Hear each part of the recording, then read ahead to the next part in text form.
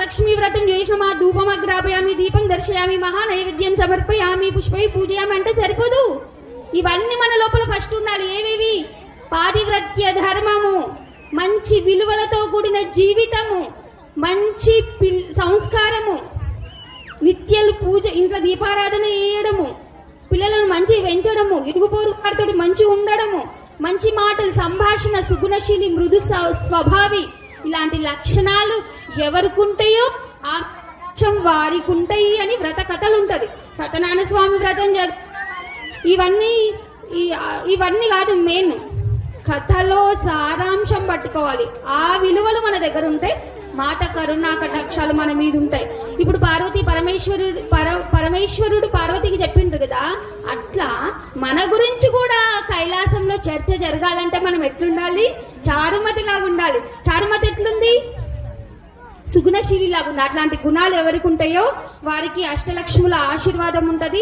అష్టలక్ష్మిల ఆశీర్వాదము అష్టసిద్ధి నవనిధికే దాత ఆసవరి దీన్హా జానకి మత. అష్టసిద్ధులు అంటే మనకు ధనధాన్యాలు, మంచి సూక్ష్మ బుద్ధి, మంచి విద్య, సంఘంలో గౌరవము, ఇతరులతో మంచి మాట్లాడడము, మంచి నడవడి అనేవి అష్టలక్ష్ముల ఐశ్వర్యాలు. అష్టైశ్వర్యాలు అంటే మన ధనకనక వస్తు వాహనాలు నిండుగా మెండుగా ఉండడం కాదు.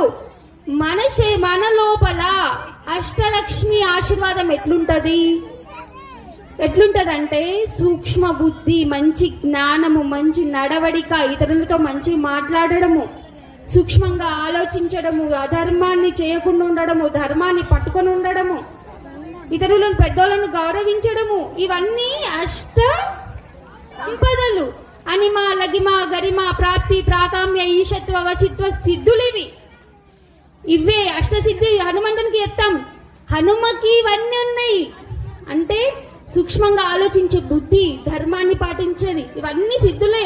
మనం ఇక్కడ నుంచి జంప్ చేసి ఆడుదుంకడం సిద్ధి కాదు, మన లోపల సత్ప్రవర్తననే సిద్ధి.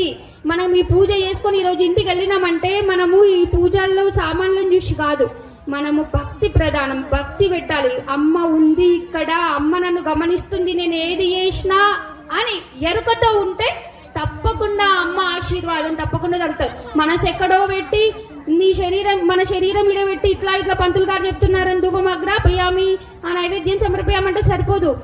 అవేవి లేకున్నా సరే, నీ దగ్గర పువ్వులు లేకున్నా ఏం లేకున్నా సరే, ఇట్లా కూర్చో, పంతులు చెప్పేటి విను, అమ్మ ఉంది, అమ్మ స్వీకరిస్తుంది, నేను అమ్మతో కనెక్ట్ అయినా అని ఒక్క భావన నీకు కలిగితే అమ్మ ఆశీర్వాదం తప్పకుండా దొరుకుతుంది. ఇప్పుడు మహిళా మనులను ఉద్దేశించి 2 వాక్యాలైనాయి. ఇప్పుడు అమ్మ కాబట్టి పిల్లలు